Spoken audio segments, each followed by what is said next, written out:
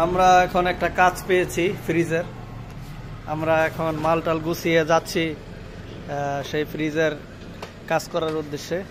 তো দর্শক আপনারা দেখতে থাকেন, আমাদের উস্তাদ সাহেব তার ব্যাগপত্র গুছিয়ে এখন ফ্রিজের কাজের উদ্দেশ্যে বের হচ্ছে। তো কথা হচ্ছে সামনে। তো গাইস দেখেন, আমরা এখন যাচ্ছি কাজের উদ্দেশ্যে। তো আমাদের উস্তাদ গাড়ি চালাচ্ছে, আমরা যাচ্ছি কোথায় জানো উস্তাদ একটু বলে দেন। জায়গার নাম হচ্ছে গুরাদাব এলাকা। আমরা গুরাদাব, আমাদের জামালপুর এরিয়ায় পড়েছে গুরাদাব।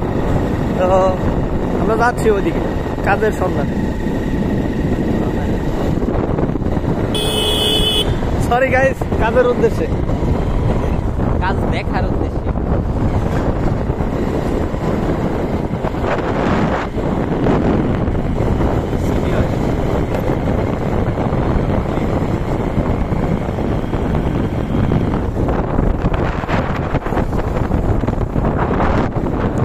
থাকলে যাও একটু ভিডিও করে।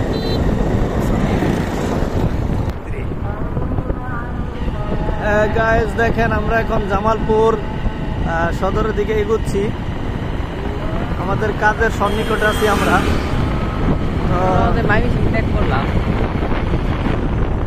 এখন আমরা যাচ্ছি জামালপুরের ভিতরে। এই তো আমাকে স্বাগতম জানাচ্ছে জামালপুর। স্বাগতম সড়ক বিভাগ জামালপুর। আমরা চলে আসলাম জামালপুর এরিয়াতে। তো গাইস আপনারা দেখতে থাকেন আমাদের সামনের যে কাজ, সামনের যে চলাচল, সেটা আপনারা ফলো দিয়ে রাখেন, শেয়ার সাবস্ক্রাইব সব কিছু করে রাখেন। তো আমরা এখন যেখানে কাজ করব সেটা হচ্ছে একটা ফ্রিজের শোরুম। এইখানে আজকে আমরা দেখতে আসছি, ফ্রিজ দেখতে আসছি। হ্যাঁ, কি বললেন উস্তাদ, আবার বলেন, আমরা শুনিনি। ঠিক আছে, তো গাইস আপনারা দেখতে থাকেন। আমরা এই যে এখন একটা গুরাদাব বাজারে, তো মূলত শোরুম থেকে আমাকে নক করা হয়েছিল। এখান থেকে কাজ, তাদের শোরুমের একটা কাজ ওয়ারেন্টি ছিল না, ওয়ারেন্টি শেষ হয়ে গেছে, সেই কাজটা করার জন্য। তো ভাইয়ের সাথে কথা হচ্ছে, উনি আমাকে নাম্বার এবং অ্যাড্রেস বুঝিয়ে দিচ্ছে। তো আমি নাম্বারটা কালেক্ট করি, কালেক্ট করার পর তো কাস্টমারের সাথে আমি যোগাযোগ করি। যোগাযোগ করার পর সেখানে চলে যাওয়ার জন্য প্রস্তুতি নিচ্ছি। তো আমি মূলত আরও 7 থেকে 8টা হচ্ছে আপনার শোরুমের সাথে সংযুক্ত। তো শোরুম থেকে বলে দিল ওনার বাড়ির সামনে যে লোকেশন দেওয়া হয়েছে, লোকেশনের সাথেই কাস্টমার বলছে একটা মসজিদের সামনে, মাদারপুর হয়ে একটা রাস্তা আছে, এইটার মাঝখানে মসজিদের সামনে আসতে। আমরা এখানে দাঁড়ায় আছি, কাস্টমারের সাথে ফোনে কথা হচ্ছে। তো দেখেন, দেখতে থাকেন।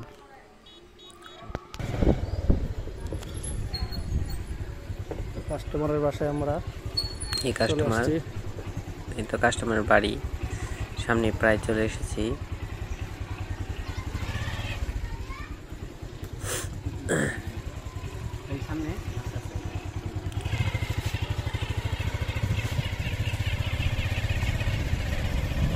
আমরা প্রথমে যাব, যাওয়ার পর দেখব কি হয়েছে, কি আসে বিষয়। তো উস্তাদ আপনি কিছু বলেন। অপেক্ষা কাস্টমারের জন্য, কাস্টমার একটু অসুস্থ, তো তাই আসতে দেরি হচ্ছে, অপেক্ষা করছি। চলে গেলাম কাস্টমারের বাড়িতে, ডিরেক্ট ফ্রিজের কাছে।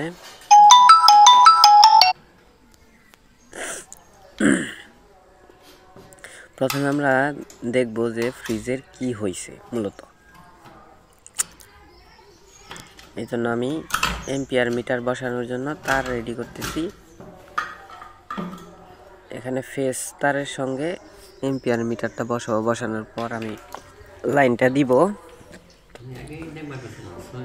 হ্যাঁ, লাইন মিটার চালু করা হলো। এবার ফ্রিজের লাইনটা দিব, কিছুক্ষণ চালাবো, মানে ফ্রিজ কিছুক্ষণ রানিং দেবো। ফ্রিজটা বন্ধ ছিল, আইসা থেকে ফ্রিজটা বন্ধ করে রাখছে কাস্টমার। কিছুক্ষণ চালাবো, তো ফ্রিজ রানিং দেওয়া হয়েছে, ফ্রিজ চলতেছে। আমি প্রথম চেক করলাম যে ফ্রিজ আর্থিং আছে কিনা টেস্টারটা নিয়ে, কারণ এরকম অনেক হয়েছে যে ফ্রিজ আর্থিং হয়ে আছে, আমি যে না দেখে টাচ করছি আমাকে শর্ট করছে। তো এই বিষয়ে সবাই সাবধান।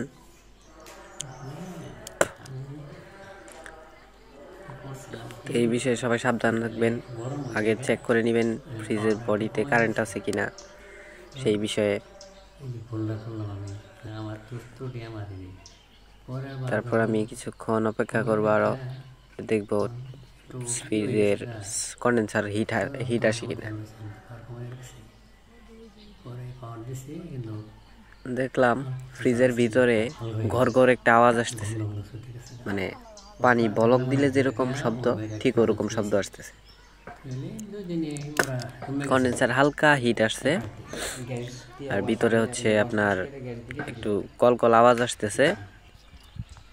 তো আমি কাস্টমারের সাথে কথা বললাম যে এটা গ্যাস চোকিং করছে, তো গ্যাসটা ফালাই দিয়ে নতুন করে তেল আর গ্যাস দিলেই ফ্রিজ ওকে হবে। তো উনি বলতেছে যে আচ্ছা দেখো কিভাবে কি করা যায় বা কেমনে করা যায়। তারপর বিল করলাম, বিল করার পর এখন ফ্রিজের কম্প্রেসার আমরা খুলবো এবং লাইন খুলবো। খোলার পর কম্প্রেসারটা খোলার পর তেল চেঞ্জ করব।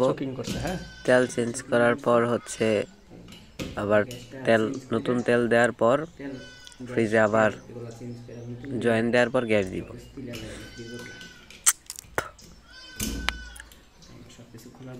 তো সব কিছু খুলতেছি, লাইন টাইন সব খোলা হচ্ছে, দেখতে থাকেন।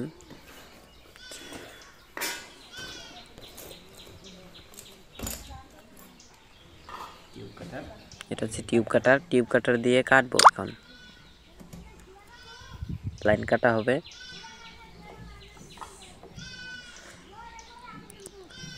লাইন কাটলে অনেকটা বোঝাতে হবে ভিতরে কি হয়েছে, মানে গ্যাস আছে কিনা।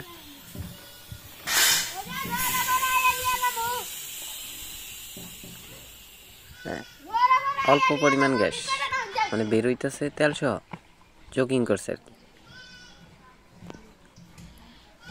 গ্যাস চোকিং করতে তেল উপরে দিকে উঠছে না।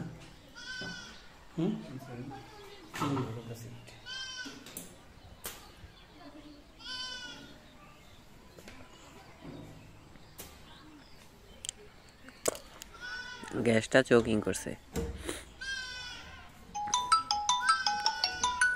তেল সহ বেরোচ্ছে। আমার ফ্রিজের লাইন অনেকক্ষণ যাবত বন্ধ, তারপরেও হচ্ছে এখন এতক্ষণে গ্যাস বেরোচ্ছে, গ্যাস এবং গ্যাসের সঙ্গে তেল বেরোচ্ছে। তো কম্প্রেসার আউট করবো, এখন বডি থেকে কম্প্রেসার আউট করা হবে।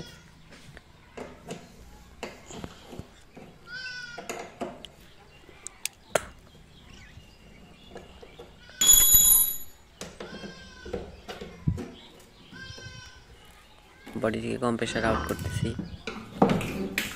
নাট খোলার চেষ্টা করতেছি।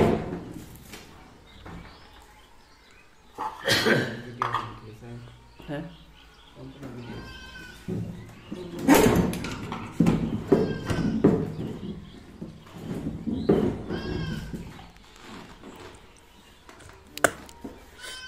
নিচে নাট হাত দেওয়া যায় না, তো এগুলো নাটগুলো একটু থাকে, জাম থাকে। অনেক দীর্ঘদিন হয়েছে ওয়ালটন ফ্রিজ এটা, তো ওয়ালটনের প্যানাসোনিকের একটা কম্প্রেসার এটা। যেমন মোটামুটি ভালো কন্ডিশনে আছে ফ্রিজ।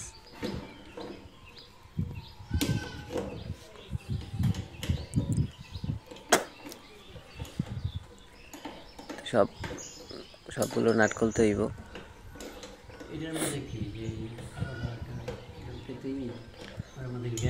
নাটগুলো খোলা খুবই সমস্যা, জাম থাকে, খুলতে চায় না, অনেক সময় লাগে নাট খুলতে।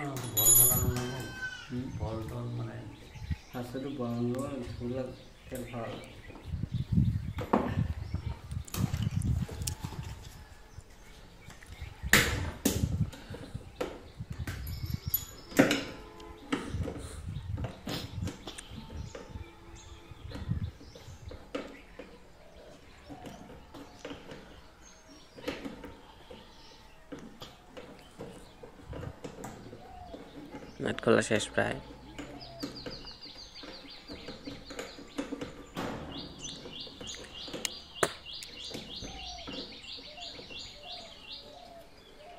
আমরা কম্প্রেসার আউট করে ফেলছি, এখন অয়েল চেঞ্জ করব। একটা বাটি নিয়েছি, তেল ঢালবো আর কি। তেল ঢালার জন্য তেলের কালারটা অনেক কি হয়ে গেছে, কালারটা নষ্ট হয়ে গেছে। তেল সাদা থাকবো, সাদা অয়েলটা থাকবো সাদা, এখানে হলুদ আকার ধারণ করছে।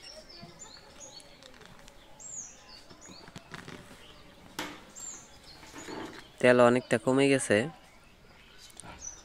আমরা নতুন করে তেল দিব। এখন ডালা শেষ।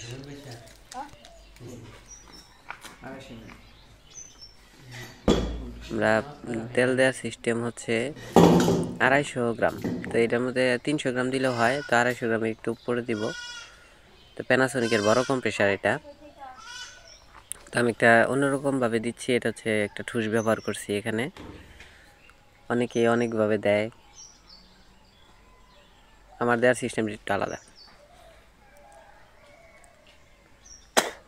আমি ঠুস ব্যবহার করছি, ঠুস দিয়ে এটা হচ্ছে দিচ্ছি।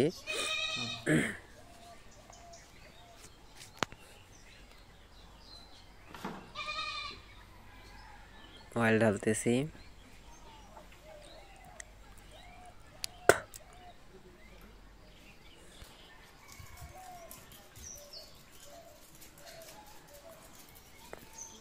তেল ঢালা শেষ। আমি জ্বালাগুলো শিরিষ কাগজ দিয়ে ঘষে নিচ্ছি।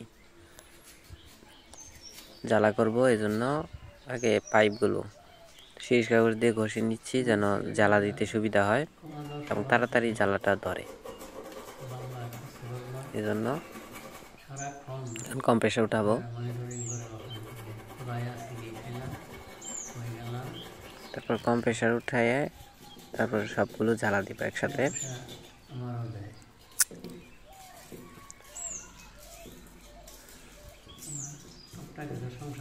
সবাই দেখতে থাকেন। আর সম্পূর্ণ গ্যাস চার্জ, সম্পূর্ণ জ্বালা, এগুলো সপ্তাহে এক ভিডিওতে দেওয়া যায় না। তো আমি নেক্সটে আরেকটা ভিডিও দিব। নেক্সটে বলতে পার্ট 2 দেব। এটা হচ্ছে পার্ট 1।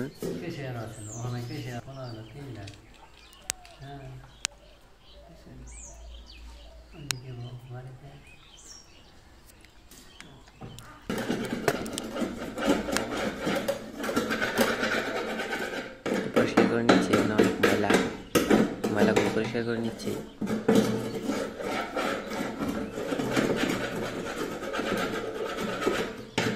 তারপর এখন কম্প্রেসার উঠাবো।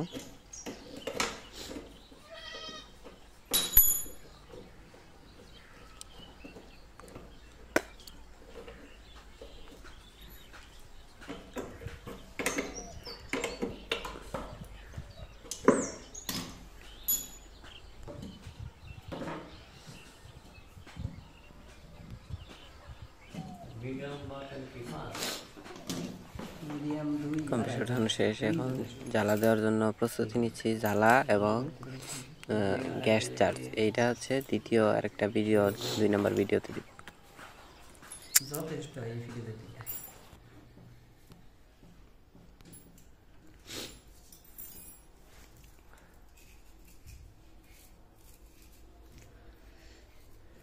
হিসাব নামাজটা কাজা দিতে, নামাজটা পড়িতে।